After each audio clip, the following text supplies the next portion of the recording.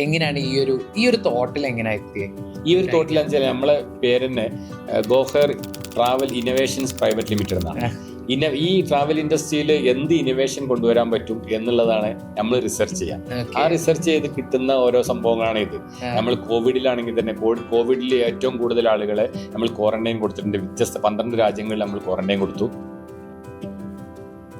വളരെയധികം under rated ആയിട്ടുള്ള ഒരു ഡെസ്റ്റിനേഷൻ, ഇതുവരെ ആളുകൾ കേൾക്കാത്ത, ബട്ട് ഇറ്റ്സ് ബ്യൂട്ടിഫുൾ. ഫിനാൻഷ്യലി ആണോ അല്ലെങ്കിൽ ഫുഡാണോ, അങ്ങനെ എന്തോ ആയിക്കോട്ടെ, ബട്ട് വളരെ അണ്ടർ റേറ്റഡ് ആയിട്ടുള്ള ഒരു ലൊക്കേഷൻ, ആളുകൾ അധികം ശ്രദ്ധിക്കപ്പെടാത്തത് ഏതാണ്ടാവും? ഞാൻ പറയാം ചൈന. ട്രാവൽ ഇൻഡസ്ട്രിയിൽ ഉള്ള ഒരു സാധ്യത എന്താ വെച്ചാൽ സ്ലീപ്പ് ടൂറിസം എന്ന് പറഞ്ഞൊരു സാധനം ഇൻട്രൊഡ്യൂസ് ചെയ്യാൻ പറ്റും. Sleep tourism. Hi all, welcome to another podcast of Crayon podcast. ഇന്ന് നമ്മളെ കൂടെ ഉള്ളത് വളരെ സ്പെഷ്യൽ ആയിട്ടുള്ള ഒരു ഗസ്റ്റാണ്. ഗോഹയർ ട്രാവൽസ് എന്ന് പറഞ്ഞ കമ്പനിയുടെ MD ആണ്. ആള് 14+ ഇയേഴ്സ് ഓഫ് എക്സ്പീരിയൻസ് ഉണ്ട്. ആൻഡ് മോസ്റ്റ് ഓഫ് ഓൾ ചൈനയിൽ നടക്കുന്ന കാന്റോൺ ഫെയറിൻ്റെ ഒഫീഷ്യൽ ഇന്ത്യൻ പാർട്ട്ണറാണ്. Sir, welcome. അപ്പോൾ നമുക്ക് ആദ്യം തന്നെ ഇപ്പോൾ കറണ്ട് സിനാരിയോയിൽ പിടിച്ചു നോക്കാം. ഇപ്പോൾ ഒരുപാട് യുദ്ധങ്ങളും സംഭവങ്ങളും ഉണ്ട്. അപ്പോൾ ആളുകൾക്ക് എന്തായാലും അറിയേണ്ടത് ആ ടൈമിൽ യാത്ര എങ്ങനെ എഫക്റ്റ് ചെയ്യും. ഇപ്പോൾ നിങ്ങൾക്ക് എന്തായാലും അറിയാം, ആളുകൾ ചിന്തിക്കുന്ന ഒരു സാധനം, ട്രാവലേഴ്സ് എല്ലാവരും ചിന്തിക്കുന്ന ഒരു സാധനം, ഈ ഒരു വാറിൻ്റെ ടൈമിൽ എങ്ങനെ ഇത് ആളുകളെ എഫക്റ്റ് ചെയ്യുന്നുള്ളത്. അപ്പോൾ ഈ ഒരു കറണ്ട് സിനാരിയോക്ക് ഒരു ക്ലാരിറ്റി തരാമോ? എന്താണ് സംഭവിക്കുന്നത്? Every crisis as A silver lining എന്നാ പറയാ. ഏതൊരു ക്രൈസിസിലും ഒരു ഓപ്പർച്യൂണിറ്റി ആണ് ഉണ്ടാവുക. അപ്പൊ ഇതിലിപ്പോ സ്വാഭാവികമായിട്ട് യുദ്ധം ഉണ്ടായി, അതില് ഒരുപാട് ഓപ്പർച്യൂണിറ്റി കാണുന്ന ആളുകൾ ഉണ്ടാവും. ഒരു ഇഷ്യൂ നമ്മൾ പ്രതീക്ഷിക്കാതെ ഉണ്ടായി, അപ്പൊ സ്വാഭാവികമായിട്ട് ഒരു സ്തംഭനം ഉണ്ടാവും. ഈ യാത്ര ഷെഡ്യൂൾ ചെയ്ത ആളുകൾക്കൊക്കെ ഒന്ന് റീഷെഡ്യൂൾ ചെയ്യേണ്ടി വരും. കുറച്ച് ദിവസത്തിന് ചിലപ്പോ ആ നാട്ടിൽ തന്നെ നിൽക്കേണ്ടി വരും. അങ്ങനെ കുറച്ച് ഇഷ്യൂസുകൾ ഉണ്ടാവും.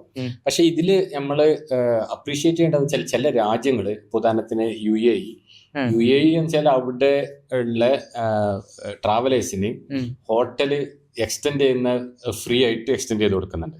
ആണോ? ഓക്കെ. അതെ. അപ്പൊ അത്തരം സപ്പോർട്ട് ഗവൺമെന്റിന്റെ ഭാഗത്തുനിന്നുണ്ടായി. എല്ലാ രാജ്യത്തെയും ഗവൺമെന്റ് അല്ല, അധിക രാജ്യങ്ങളിലും ഇപ്പോൾ GCCയിലാണ് അപ്പൊ അത് കൂടുതൽ എഫക്ട് ചെയ്തത്. ഈ രാജ്യങ്ങളൊക്കെ സപ്പോർട്ട് ചെയ്യുന്നുണ്ട്. ഇത് എത്രത്തോളം നീളുമെന്ന് നമുക്ക് പറയാൻ പറ്റൂല. പക്ഷെ ഏത് സിറ്റുവേഷനും ഞാൻ പറഞ്ഞല്ലോ ഒരു ഓപ്പർച്യൂണിറ്റി ഉണ്ടെന്ന്. ഇതിൽ ശരിക്കും ഞാൻ മനസ്സിലാക്കുന്നത് എന്താ വെച്ചാല്, ഇതിൽ ഈ വാറ് ഇപ്പോ ഇറാനും USA അതേപോലെ ഇസ്രായേലൊക്കെ ആണെങ്കിൽ തന്നെ ഇതിൽ ബെനിഫിറ്റ് കൊയ്യുന്നത് വേറൊരു രാജ്യമാണ്. ഞാൻ മനസ്സിലാക്കുന്നത് എന്താ വെച്ചാല് ചൈനയാണ് ഇതിൽ ഏറ്റവും കൂടുതൽ ബെനിഫിറ്റ്.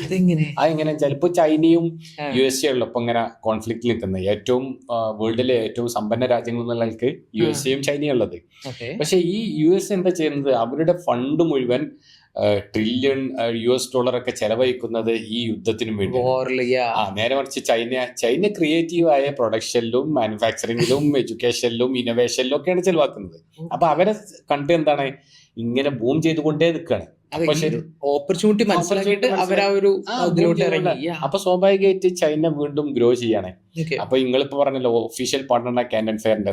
കാന്റൺ ഫെയർ നടക്കുന്നത് ചൈനയിലാണ്. അപ്പൊ ഈ ചൈനയുടെ ഓപ്പർച്യൂണിറ്റി ഇനിയും ഇന്ത്യക്കാർ പ്രത്യേകിച്ചും മനസ്സിലാക്കേണ്ടത് വളരെ നോമിനൽ പെർസെന്റേജ് ശരിക്കും കേരളത്തിൽ നിന്നും ചൈനയിലേക്ക് ഇത്ര വലിയൊരു ഓപ്പർച്യൂണിറ്റി ഉണ്ടായിട്ടും ഇപ്പോഴും യാത്ര ചെയ്യുന്നുള്ളൂ. വേൾഡിലെ ഏറ്റവും വലിയ ട്രേഡ് ഫെയർ ആണ് കാന്റോൺ ഫെയർ. അവിടെ എല്ലാ രാജ്യങ്ങളുടെ റെപ്രസെന്റേഷൻ അവിടെ ഉണ്ട്. ഇപ്പൊ നമ്മള് ഇന്ത്യയിലേക്ക് ഒരു പ്രൊഡക്റ്റ് അത് മാനുഫാക്ചർ ചെയ്യുന്ന ആളുടെ നിന്ന് പർച്ചേസ് ചെയ്ത് ഇന്ത്യയില് അല്ലെങ്കിൽ കേരളത്തിൽ കൊണ്ടുവന്ന് നമ്മൾക്ക് വേണമെന്നുണ്ടെങ്കിൽ സെയിൽ ചെയ്യാൻ ഉപയോഗിക്കാം. അതിന് കാന്റോൺ ഫെയർ പറ്റും. ഏതൊക്കെ സൈഡിലുള്ള ഏതൊക്കെ ഫീൽഡുകളാണ്? എല്ലാ ഫീൽഡും പറ്റും.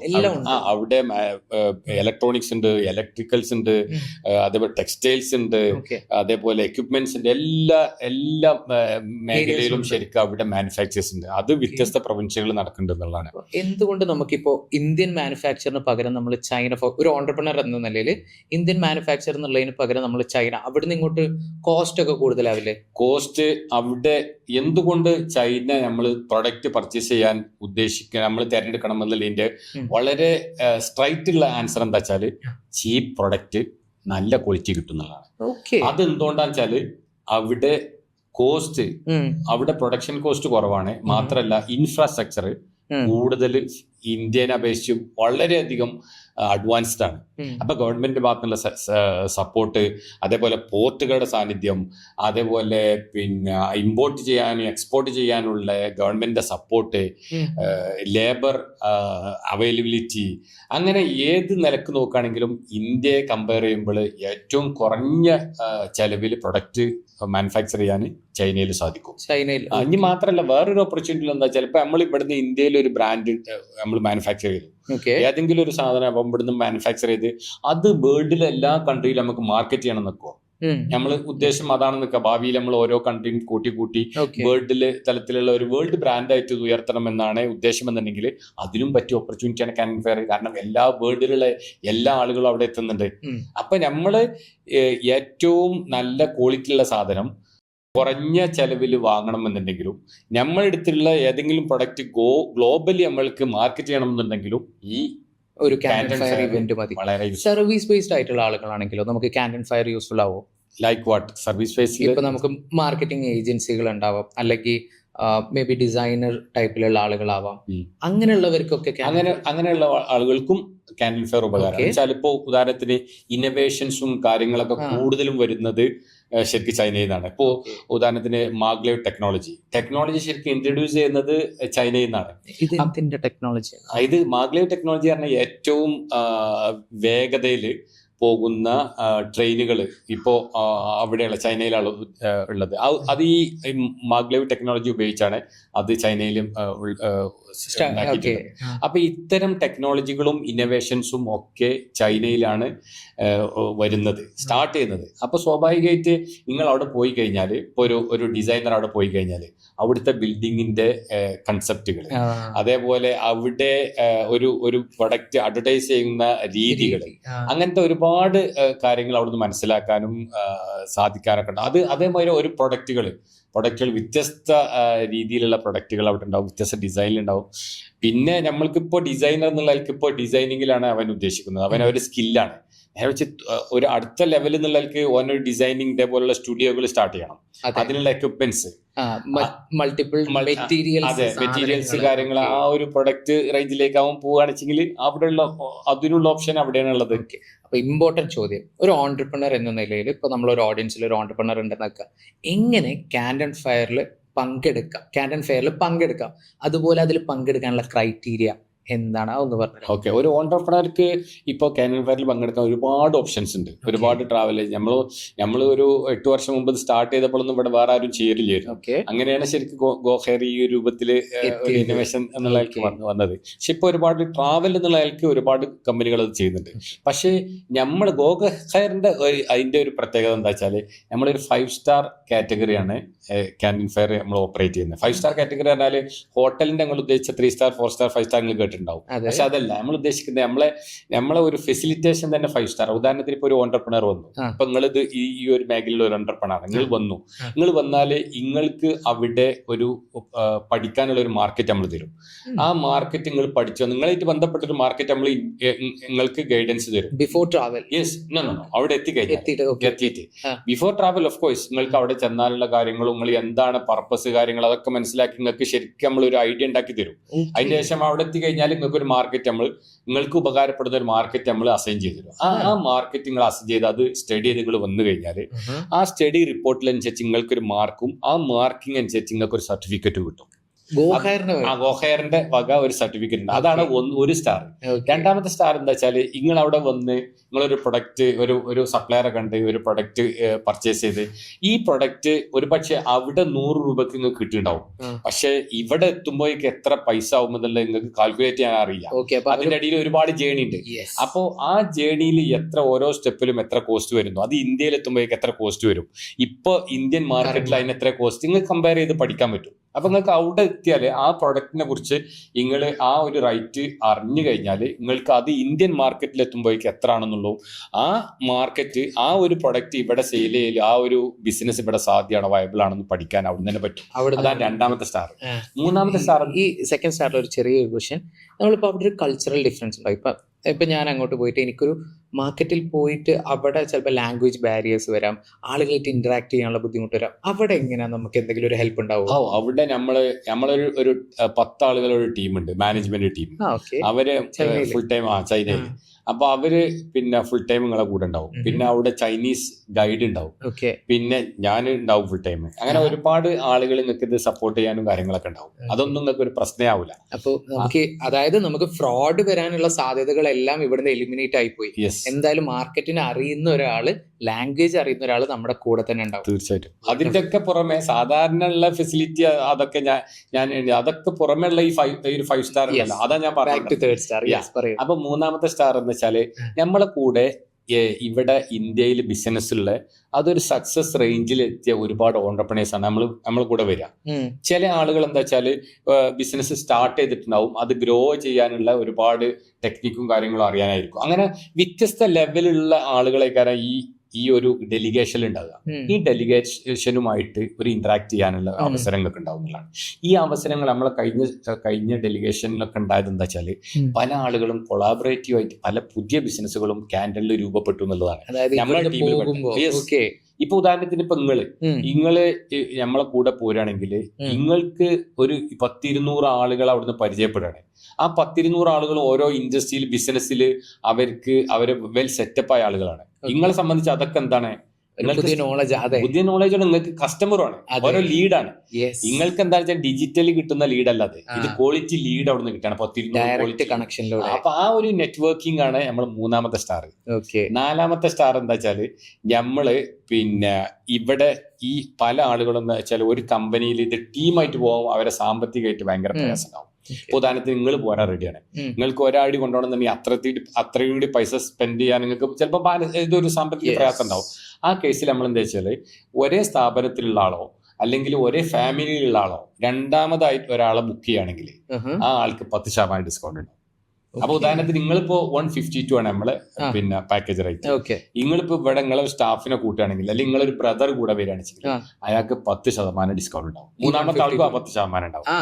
അപ്പൊ അത് നമ്മൾ എൻകറേജ് ചെയ്യണം, കൂടുതൽ ആളുകൾ ഇതിന്റെ ഓപ്പർച്യൂണിറ്റി ഇത് എടുക്കണം എന്നുള്ളത്. അത് എന്തുകൊണ്ടാ വെച്ചാല് ഇപ്പൊ പല ആളുകൾക്കും എന്താ വെച്ചാൽ സക്സസ് പ്ലാൻ ഇല്ല.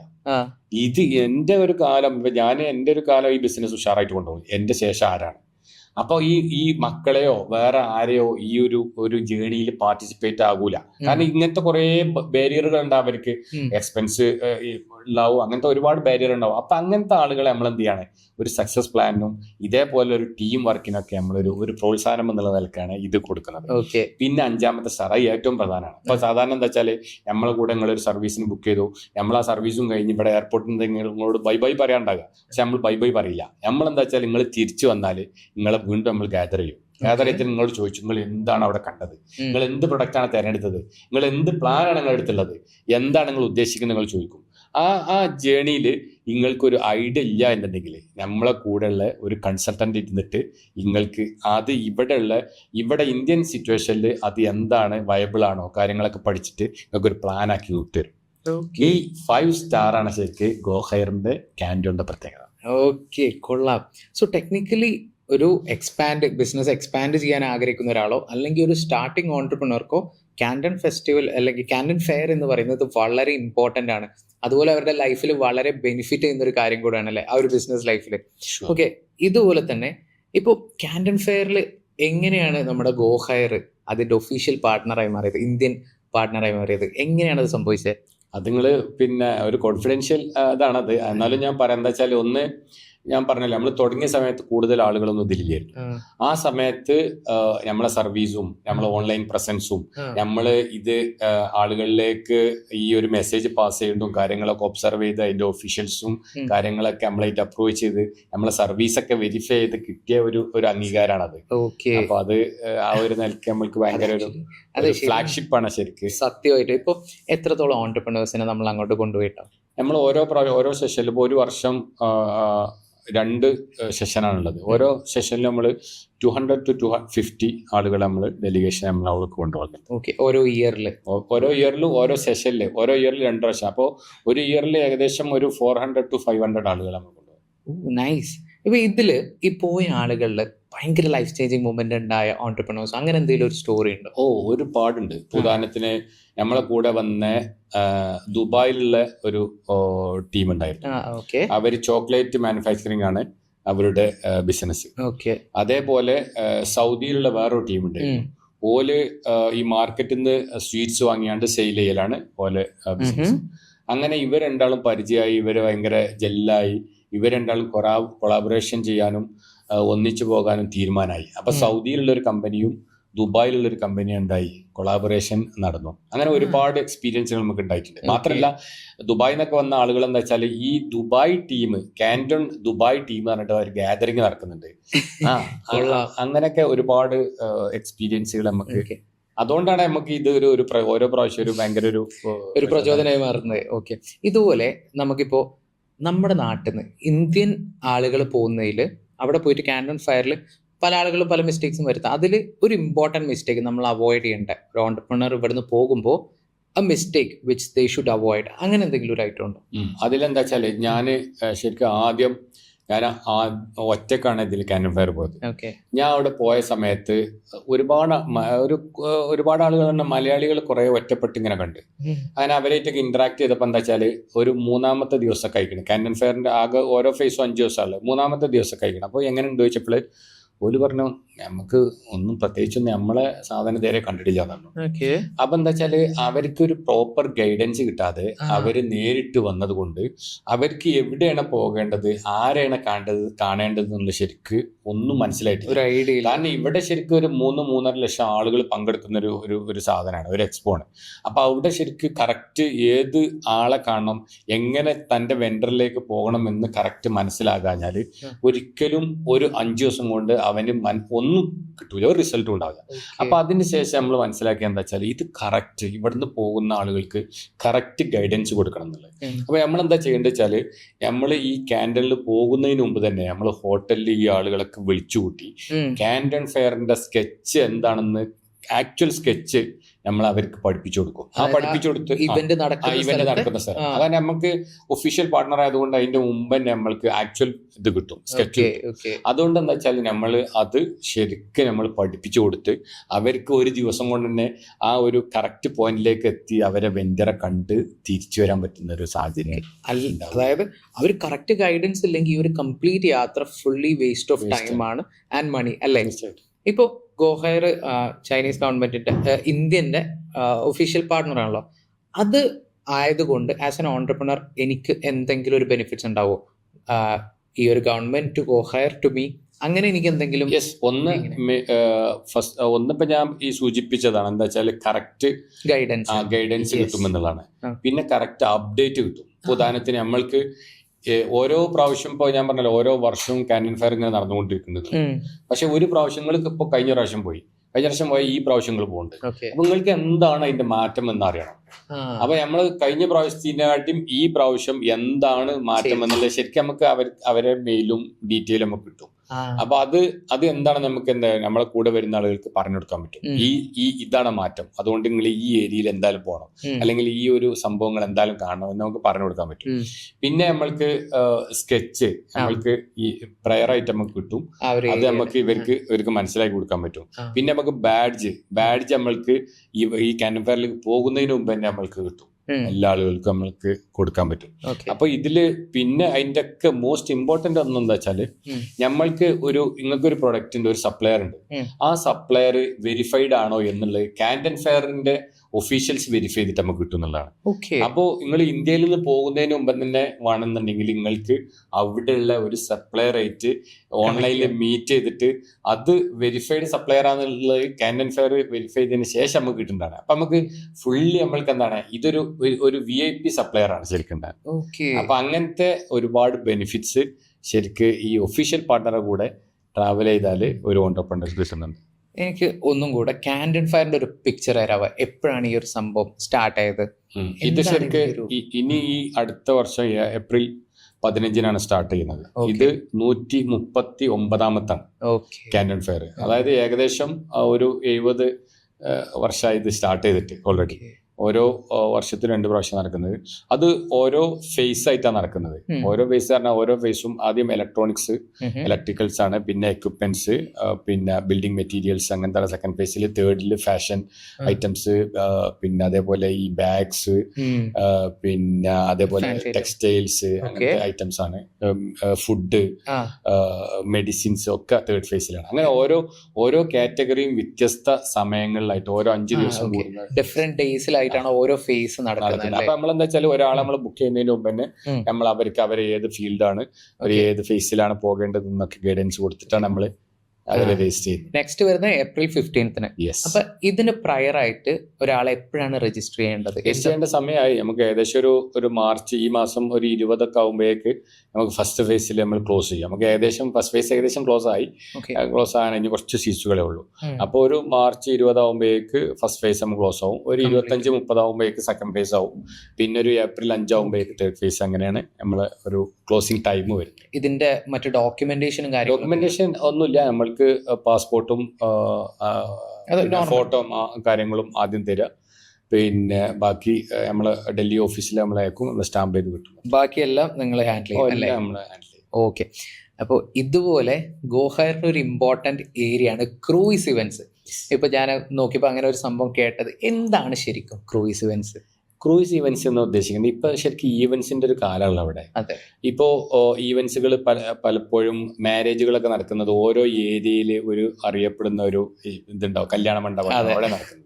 അപ്പൊ അവിടെ സംബന്ധിച്ച് ആ ഒരു സ്ഥലത്തുള്ള എല്ലാ കാറ്റഗറിയിൽപ്പെട്ട ആളുകൾക്കും ആ കല്യാണ മണ്ഡപത്തിലാണ് കല്യാണം കഴിക്കാൻ ഓപ്ഷൻ ഉള്ളൂ, അല്ലെ? കാരണം അവിടെ മിഡിൽ ക്ലാസ് ഉണ്ടാവും, ലോവർ ക്ലാസ് ഉണ്ടാവും, അപ്പർ ക്ലാസ് ഉണ്ടാവും. അവർക്കൊക്കെ ഏതാണ് ആ സെർട്ടൻ പ്രദേശത്ത് ഒരു 3-4 കല്യാണ മണ്ഡപങ്ങളാണ് ആളുകളാണ്. കുറച്ച് ഡെക്കറേഷനിൽ മാത്രമേ വ്യത്യാസം ഉണ്ടാവുള്ളൂ. പക്ഷെ നേരെ മറിച്ച് ഇപ്പൊ ആളുകൾ എന്താ വെച്ചാൽ വലിയ മാറ്റം വരുത്താൻ നിങ്ങൾ പറഞ്ഞ മാതിരി ഡെക്കറേഷൻസും ഫുഡിലെ കുറച്ച് വെറൈറ്റി വരുത്താനുള്ളത്. പക്ഷെ നമ്മള് കുറച്ചൊരു പ്രീമിയം സെക്ടറിലുള്ള ആളുകൾക്ക് ഈവൻസുകൾ കുറച്ച് പ്രീമിയം രൂപത്തിൽ നടത്താനുള്ള ഒരു ഓപ്ഷനാണ് ക്രൂയിസ് ഈവൻസ് എന്ന് പറഞ്ഞത്. ക്രൂയിസ് ഈവൻസ് എന്ന് വെച്ചാൽ ഇപ്പൊ നമ്മളിപ്പോ 2 ഫാമിലികൾ ഇപ്പൊ കല്യാണോ കാര്യങ്ങളോ അതിന്റെ ശേഷമുള്ള സൽക്കാരങ്ങളോ അങ്ങനത്തെ ഒക്കെ ആണെന്നുണ്ടെങ്കിൽ ആ ഈവന്റ് ക്രൂയിസിൽ വെച്ച് നടത്തുകയാണെങ്കിൽ നമ്മൾക്ക് വിവിധ കോണ്ടിനെന്റുകളുടെ ഭക്ഷണം ടേസ്റ്റ് ചെയ്യാൻ പറ്റും. നമ്മൾക്ക് എന്താ വെച്ചാൽ ഫാമിലിക്ക് ഫുള്ള് ആക്ടിവിറ്റീസുകളിൽ എൻഗേജ് ചെയ്യാൻ പറ്റും. നമ്മൾക്ക് പിന്നെ ഒരു ടെൻഷൻ നമ്മൾ എടുക്കണ്ട, വീട്ടുകാർക്ക് ഒരു ടെൻഷനും. നമ്മൾ കല്യാണ മണ്ഡപത്തേക്ക് പോയാൽ എങ്ങനെ അതിനെക്കാട്ടിയും ഉഷാറായിട്ട് നമ്മൾക്ക് ഫുൾ ടൈം ഈവൻറ്റ്സ് ഉണ്ടാവും അവിടെ. നമുക്ക് ഒരുപാട് കൾച്ചറൽ ഈവൻറ്റ്സ് ഉണ്ടാവും.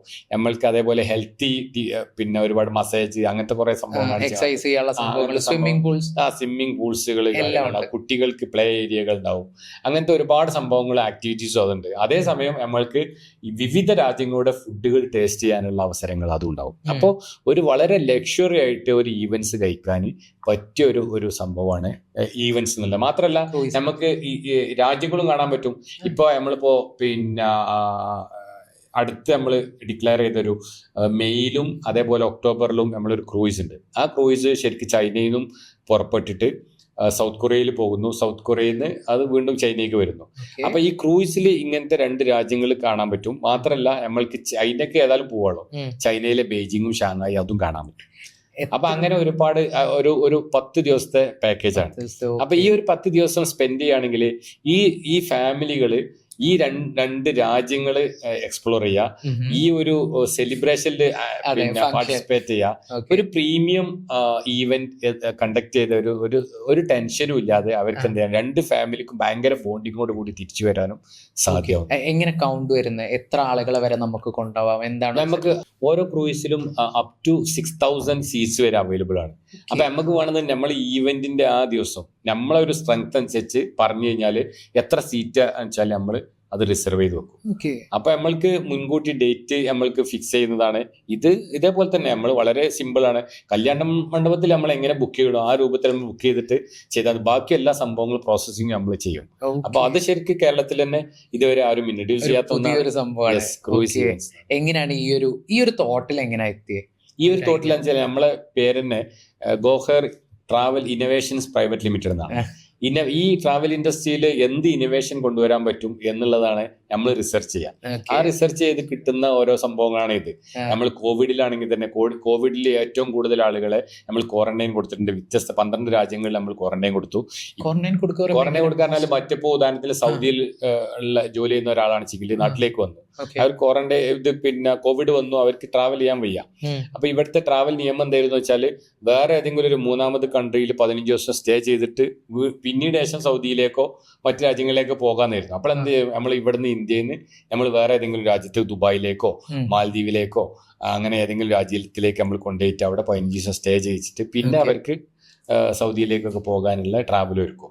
അങ്ങനെ നമ്മൾ 12 രാജ്യങ്ങളിൽ നമ്മൾ ചെയ്തിട്ടുണ്ട്. അങ്ങനെ ഓരോ ക്രൈസിസ് ഉണ്ടാകുമ്പോഴും അതേപോലെ ഓരോ പിന്നെ സംഭവങ്ങൾ ഇന്നോവേഷൻ കൊണ്ടുവരാൻ പറ്റുമ്പോഴും നമ്മളത് മാക്സിമം ഇന്നോവേഷൻ കൊണ്ടുവരികയും അത് ജനങ്ങളിലേക്ക്, സാധാരണ ജനങ്ങളിലേക്ക് എങ്ങനെ അത് കൊടുക്കാൻ പറ്റും വെച്ചാൽ നമ്മൾ ആ ഒരു മെസ്സേജ് കൊടുക്കും. കൊള്ളാം. ഇത് ആക്ച്വലി നല്ലൊരു കോൺസെപ്റ്റാണ്. ഇപ്പം നമുക്കൊരു സെറ്റ് പ്രീമിയം ഗസ്റ്റുകൾ അല്ലെങ്കിൽ നമ്മുടെ ഫാമിലിയിൽ ക്ലോസ് ആയിട്ടുള്ള ആളുകൾക്ക് ബോണ്ട് ചെയ്യാൻ പറ്റിയ ഒരു അടിപൊളി ഓപ്ഷനാണ് ആക്ച്വലി ഇത്. അപ്പൊ ഇതിലോട്ട് എന്തെങ്കിലും ക്രൈറ്റീരിയാസ് ഉണ്ടോ, എങ്ങനത്തെ ആളുകൾ പോകണമെന്നോ അല്ലെങ്കിൽ അങ്ങനെ എന്തെങ്കിലും സെറ്റപ്പ്? ബേസിക് ഡോക്യുമെന്റ്സ് ആണ് ആവശ്യം വരിക. ട്രാവൽ ചെയ്യുന്നത് ജെന്യൂൺ ആണ് എന്നുള്ളത് അതോറിറ്റിനെ കൺവിൻസ് ചെയ്യാൻ പറ്റിയ വളരെ ബേസിക് ഡോക്യുമെന്റ്സ് ആണ് ആവശ്യം വരിക. അപ്പൊ അത് പ്രത്യേകിച്ചും നമ്മളെ ലെറ്ററിൽ നമ്മൾ ട്രാവൽ ഐറ്റിനറിയും കാര്യങ്ങളൊക്കെ ഉണ്ടായതുകൊണ്ട് അത്ര കൂടുതൽ കോംപ്ലിക്കേഷൻസ് ഒന്നും ഇത് ഡോക്യുമെന്റേഷനിൽ വരുന്നില്ല. അത് നമ്മൾ ഓരോരുത്തരെ പ്രൊഫൈൽ നോക്കിയിട്ട് നമ്മൾ എന്താണ് കറക്റ്റ് ചെയ്യേണ്ടത് എന്ന് വെച്ചാൽ നമ്മൾ നമ്മൾ ട്രാവൽ അഡ്വൈസ് ചെയ്ത് അവരിന്ന് ഡോക്യുമെന്റ് വേണ്ടി ചെയ്ത് ഓപ്പറേഷൻ ടീം അതിന്റെ പ്രോസസ് സ്മൂത്ത് ആയിട്ട് നടത്തും. അപ്പൊ ആ ഏരിയക്ക് ജസ്റ്റ് അപ്ലൈ ചെയ്താൽ മതി, ബാക്കി കംപ്ലീറ്റ് ഗോ ഹയർ നോക്കിയോളൂ. അതുപോലെ ടൈമിംഗ് എങ്ങനെ, നമുക്ക് ഇന്ന ടൈമുകളിലാണ് ഇത് പോകാൻ പറ്റുക, ഇന്ന മന്തുകളിലാണ് ഇത് പോകാൻ പറ്റുക, അങ്ങനെ എന്തെങ്കിലും? അതിലെന്താ വെച്ചാല് ക്രൂയിസിന്റെ ഷെഡ്യൂൾ ഉണ്ട്. അപ്പൊ ഉദാഹരണത്തിന് ഇപ്പൊ നിങ്ങൾക്ക് ഒരു ഈവന്റ് ഉണ്ട്, നിങ്ങൾ പിന്നെ ഈവന്റ് ഉദ്ദേശിക്കേണ്ടത് ഏതൊക്കെ ഡേറ്റിൽ ഷെഡ്യൂൾ ഉള്ളത്, ഏതൊക്കെ ഡെസ്റ്റിനേഷൻസ് ഉള്ളത് എന്ന് നിങ്ങൾ ചോദിച്ചു കഴിഞ്ഞാൽ നമ്മൾ ഷെഡ്യൂൾ നോക്കിയിട്ട് നമുക്ക് പറഞ്ഞുതരും. പിന്നെ മാത്രമല്ല ഇനി കോസ്റ്റ് എഫക്റ്റീവ് ആയിട്ട് ചെയ്യണ സിംഗപ്പൂർ, മലേഷ്യ ഈ ഭാഗങ്ങളിലുണ്ട് ശരിക്ക് ക്രൂയിസ് ഉണ്ട്. അത് കോസ്റ്റ് എഫക്റ്റീവ് ആയിട്ട് ചെയ്യുന്ന ആളുകൾക്ക് ഞാൻ പറഞ്ഞ എല്ലാവർക്കും ഭയങ്കര ഫൈനാൻഷ്യലി ഹൈ ആയിക്കോളൊന്നുമില്ലല്ലോ. മിഡിൽ ക്ലാസ്സിന് പറ്റും, പിന്നെ അപ്പർ ക്ലാസ്സിനും സാധ്യമാണ്. അപ്പൊ ഇതില് പല ഓപ്ഷൻസും ഉണ്ട്. ക്രൂയിസിൽ ഈവന്റ്സ് നടത്താനും പല ഓപ്ഷൻസ് ഉണ്ട്. പല ഫൈനാൻസ് ലെവലിലുള്ള ആളുകൾക്ക് ഇത് ചെയ്യാൻ പറ്റും. നമുക്കൊരു അപ്രോക്സിമേറ്റ് ബജറ്റ് പറയാൻ ഓപ്ഷൻ ഉണ്ടോ? ഇപ്പൊ ഇത് വിത്തിൻ 1 lakhൽ വരുന്നുണ്ട് പെർ ഹെഡ് 1 lakhൽ വരുന്നുണ്ട്. പിന്നെ ഇപ്പൊ ചൈന, സൗത്ത് കൊറിയ ആ ഭാഗത്താണെങ്കിൽ 2.5 lakh വരുന്നുണ്ട്.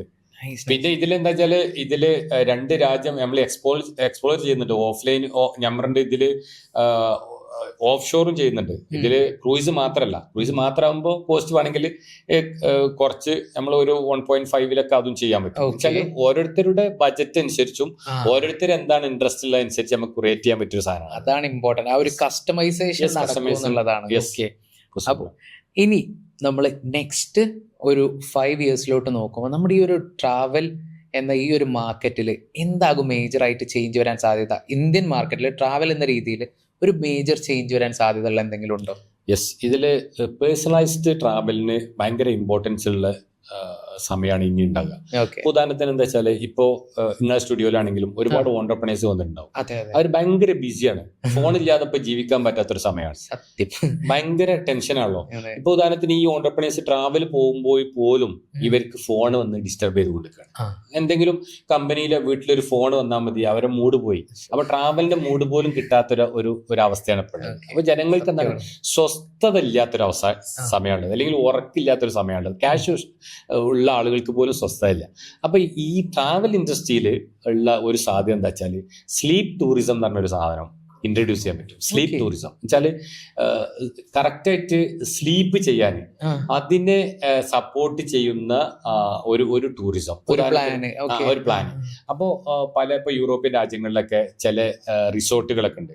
ആ റിസോർട്ടുകൾ എന്താ വെച്ചാല് ഈ സ്ലീപ്പിനെ സപ്പോർട്ട് ചെയ്യുന്ന രൂപത്തിലുള്ള ബെഡുകള്, കുഷ്യന്, അത് പോകുന്നതിന് അവരുടെ ഡയറ്റ് പ്ലാനുകള്, അവര് സ്ലീപ്പിലേക്ക് പോകുന്നതിന് മുമ്പ് അവരുടെ വെൽനെസ് ചെക്കപ്പ്, അങ്ങനത്തെ ഒരുപാട് ആ രൂപത്തില് ഇവര് മെഡിക്കലി സെറ്റപ്പും കാര്യങ്ങളുള്ള ഒരുപാട് പ്ലാനുകളുണ്ട്. അപ്പൊ ഇത് ഈ രൂപത്തില് സ്ലീപ്പ് ടൂറിസത്തിന് ഇനിയുള്ള കാലങ്ങളിൽ ഭയങ്കര സാധ്യത ഉള്ള ഒരു സംഭവം. കൊള്ളാം. സ്ലീപ്പ് ടൂറിസം അത് നമുക്ക് മൾട്ടിപ്പിൾ ഡെസ്റ്റിനേഷൻസ് ഇന്റഗ്രേറ്റ് ചെയ്തിട്ട് ചെയ്യാൻ പറ്റും.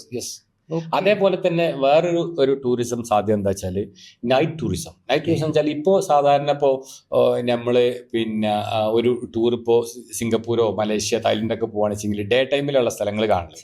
പക്ഷെ ഒരുപാട് ഡെസ്റ്റിനേഷനുകളുണ്ട്, അവിടുത്തെ ആ ഡെസ്റ്റിനേഷനുകളുടെ ബ്യൂട്ടി കാണുന്നത് രാത്രിയാണ്, നൈറ്റ് ലൈഫാണ്.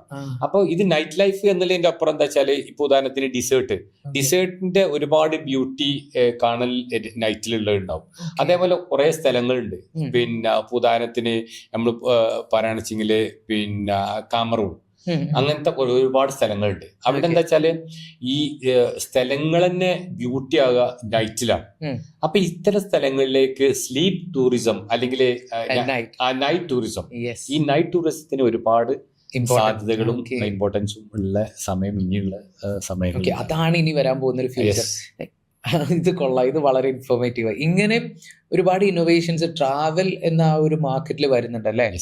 ഓക്കെ. ഇപ്പോൾ ഇതില് ഓൺട്രപ്രണേഴ്സിനെ കുറിച്ച് പറഞ്ഞല്ലോ. അപ്പൊ നമുക്ക് അങ്ങനെ എന്തെങ്കിലും പാക്കേജ് ഉണ്ടോ? ഓൺട്രപ്രണേഴ്സിന് മൈൻഡ് ഫ്രീ ആക്കാൻ പറ്റിയ ടൈപ്പ് പാക്കേജസ് അങ്ങനെ വല്ലതും ഉണ്ടോ? ടൂറിസം ഉണ്ട്. സ്ലീപ്പ് ടൂറിസം കറന്റ് ഗോഹയറിന്റെ ഈ 2026 പ്ലാനില് ഡിസംബറിലുള്ള ഒരു പാക്കേജാണ് സ്ലീപ്പ് ടൂറിസം. ഇതില് നമ്മൾ ഇതാണ് ഉദ്ദേശിക്കുന്നത്, വളരെ ബിസിയായ ആളുകൾക്ക് കറക്റ്റ് ഫോണും കാര്യങ്ങളൊന്നും പോലെ കയ്യിലുണ്ടാവില്ല, വളരെ റിലാക്സ് ആയിട്ടുള്ള ഒരു ഡെസ്റ്റിനേഷനിലേക്കുള്ള ഒരു യാത്രയും കാര്യങ്ങളാണ്. സർപ്രൈസ് പാക്കേജ് ആണോ അതോ സ്ഥലങ്ങളൊന്നും ആയിട്ടില്ല. അപ്പൊ ഈ കാര്യങ്ങൾ കാണാൻ ഇതിന്റെ ഒരു അപ്ഡേറ്റ് കിട്ടാൻ വേണ്ടിട്ട് ഗോഹയറിന്റെ പേജ് ഫോളോ ചെയ്താൽ അതിൽ നമുക്ക് എന്തായാലും ഡീറ്റെയിൽസ് കിട്ടും. ഇനി ഫൈനലായിട്ട് ഒരു സാധനം, നമ്മുടെ ഒരു റാപ്പിഡ് ഫയർ ക്വസ്റ്റ്യൻസ്. ഇതിൽ ഞാനൊരു ചോദ്യം ചോദിക്കും, അതിന്റെ ഒരു 1 വേർഡ് ആൻസർ പോലെ കുറച്ചൊരു സാധനങ്ങൾ. ഫസ്റ്റ് വൺ, ഒരുപാട് ഡെസ്റ്റിനേഷൻസ് ഉണ്ടല്ലോ, അതിൽ വളരെയധികം അണ്ടർ റേറ്റഡ് ആയിട്ടുള്ള ഒരു ഡെസ്റ്റിനേഷൻ, ഇതുവരെ ആളുകൾ കേൾക്കാത്ത, ബട്ട് ഇറ്റ്സ് ബ്യൂട്ടിഫുൾ, ഫിനാൻഷ്യലി ആണോ അല്ലെങ്കിൽ ഫുഡാണോ അങ്ങനെ എന്തോ ആയിക്കോട്ടെ, ബട്ട് വളരെ അണ്ടർ റേറ്റഡ് ആയിട്ടുള്ള ഒരു ലൊക്കേഷൻ, ആളുകൾ അധികം ശ്രദ്ധിക്കപ്പെടാത്തത് ഏതാണ്ടാവും? ഞാൻ പറയാം ചൈനയാണ്. ഓക്കെ, എന്തുകൊണ്ടാണ്? എന്തുകൊണ്ടാ വെച്ചാല് ചൈന, ഇപ്പോൾ ഉദാഹരണത്തിന് ചൈനയെ കുറിച്ച് അറിയാത്ത ഒരാള് ചൈന പ്രൊഡക്റ്റ് എന്ന് കേട്ടാല് സെക്കൻഡ് ഗ്രേഡ് ആണെന്ന് കരുതുന്നത്. സത്യം അല്ലേ? അപ്പോ പിന്നെ ശരിക്കും ചൈനയിൽ പോയ ഒരാളും പറയില്ല അവിടുത്തെ ഗുഡ്സ് സെക്കൻഡ് ക്വാളിറ്റി ആണ്.